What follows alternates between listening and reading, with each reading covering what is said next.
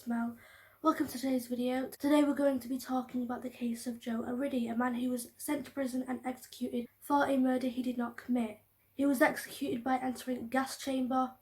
I can damn well guarantee that by the end of this video you're going to feel a flood of emotions. You're going to feel angry, annoyed, upset. When I was searching for Joe Arridy's story, you'd be surprised of how many other cases popped up on Google search. Thousands upon thousands of cases just like Joe Arridy's, which is just disgusting, and you'll find out why later. Joe was born in 1915 on the 29th of April in Pueblo, Colorado. This whole case occurs in Pueblo, Colorado, and his parents were Henry and Mary Arridy, who were both immigrants from Syria who came over to America seeking work. Joe's parents didn't speak a word of English, but eventually Joe's dad Henry went on to get a job at the steel mill in Pueblo. Now, Joe had delayed speech as a young boy, never spoke in full sentences, only saying a few words. Joe did have learning difficulties, he was intellectually limited, and he had the mind of a young child. Bear in mind this happened a really long time ago. People didn't have a word or give much help to those who had mental health issues or had intellectual difficulties. Not much was offered to them. Joe did 1 year at elementary school. His principal told his parents to not bring him into school anymore, to make sure that he stayed at home because he quote-unquote couldn't learn. This comes into play later, but Joe did have an interest in trains. He just loved trains. A few years later, sadly, Joe's dad lost his job and began to ask friends of his if they had a place for his son.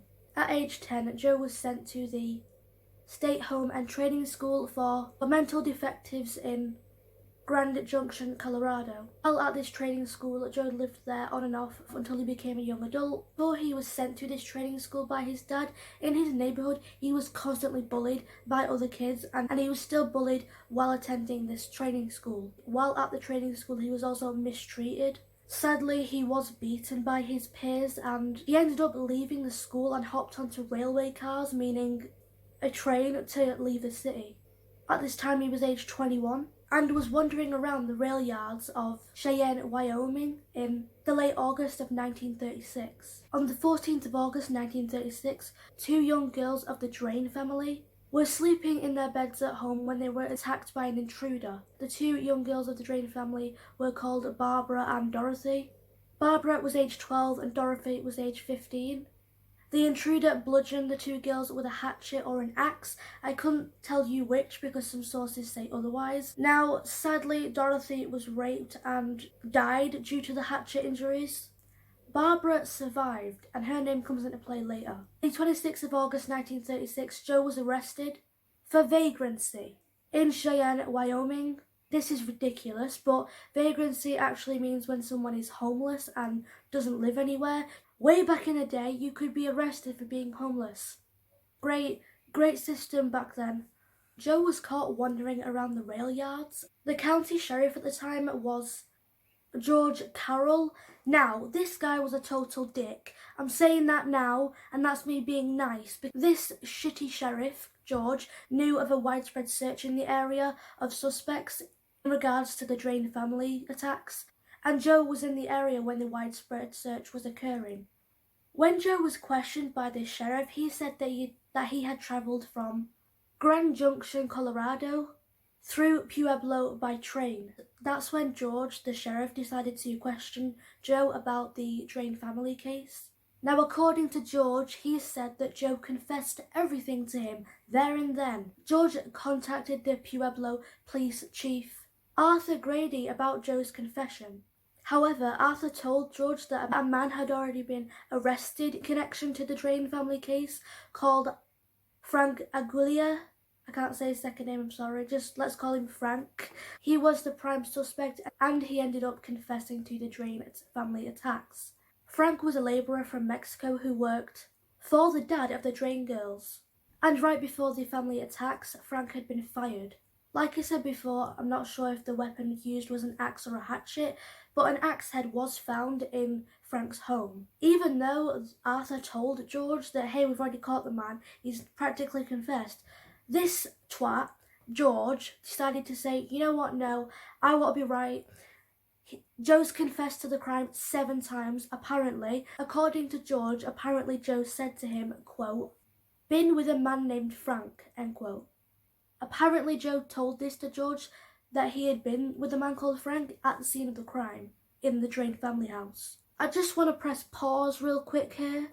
If you'll recall before what I said, Joe is mentally limited. He has learning difficulties. He has speech problems. He cannot say full sentences, only a few words. He has the mind of a young child. So for him to tell this shitty George that, hey, I'm Joe and I've confessed to the crime 7 times, that doesn't make sense. You know, he can only say a limited number of words. Frank soon did confess to the Drain family crimes, and not to mention, Frank said he had never seen Joe before. Luckily, Frank was convicted of the rape and murder of Dorothy Drain. He was sentenced to death and executed in 1937. Joe was then transported to Pueblo, where he again confessed to the Drain family crimes. He gave 7 different versions of the story. During these confessions, Joe's facts that he told of the murder were incorrect. For example, in his first confession, he claimed that a club was used as the weapon that killed Dorothy, but after police found out that it was a hatchet or an axe, Joe's story changed and he said that it was a axe. Joe later came forward and testified in interviews saying, quote, "I killed a girl with an axe," end quote. It's very suspicious how Joe first claimed that it was a club that was used, but then during investigation when police find out it was an axe, that's when Joe changed his story and said, oh, it was an axe. This suggests that police weren't manipulating Joe, and the police were basically playing mind games with Joe, convincing him that he killed someone. Once at trial, Joe's lawyer tried to get him a plea of insanity to save his defendant's life. Joe was ruled as sane, though 3 psychiatrists deemed him as mentally limited. Joe, like I said before, had the mind of a young child and scored an IQ of 46. Joe's lawyer argued, saying that he didn't know between right or wrong, so he would be unable to commit the crime. Because of Joe's false confessions of the crime, he was convicted, which I find weird, but there was no physical evidence to connect Joe to the Drain family crime. The surviving Drain sister, Barbara, testified and said that Frank was the person who was at her house during the attack that night, and she went on to say that she had never seen Joe before in her life. This case was obviously being put on the newspapers, everyone was beginning to get a whiff of the story, and Ireland actually went on to delay Joe's execution. Ireland did help to delay Joe's execution by a couple of days, but he would ultimately meet his death in the gas chamber. Frank also went on to say that he acted alone, it was just him, and once again he did not know Joe. Medical experts even testified in regards to Joe's learning difficulties. Joe received many appeals and other petitions to try and delay or stop his execution from happening. During the appeal process, while Joe was in prison, the security guards and other inmates actually went on to become friends with Joe. People in the prison really took a liking to him. A prison watch actually gave a toy train as a gift to Joe. While in prison, Joe was described as, quote, "the happiest man who ever lived on death row," end quote. Joe was seen always smiling, and this warden who gave him the toy train actually went on to try and help stop his execution also. Before Joe's death, this prison warden said, quote, "he probably didn't even know he was about to die. All he did was happily sit and play with the toy train I had given him," end quote. His last meal request was an ice cream. When he was read his execution or questioned about it, he showed a blank expression on his face. I'm assuming that either one of the wardens, the security guards, or an inmate had told him what the word death meant or dying meant, because shortly after he was told about him dying, he said, quote, no, Joe won't die," end quote. He was smiling while walking into this gas chamber, but as soon as he got to the door of the gas chamber, he began to panic, and this prison warden who gave him the toy train grabbed his hand and reassured him that everything is going to be okay. Joe calmed down and walked into the gas chamber. Joe was executed in Cannon City, Colorado on the 6th of January, 1939 at age 23. Since his death, poems and books have been written about him. He was buried and currently resides at Woodpecker Hill in Cannon City's Greenwood Cemetery near State Prison. Right beside his gravestone are 2 toy trains. More than 7 decades after his death in 2011, the Colorado governor granted Joe a pardon of his crime.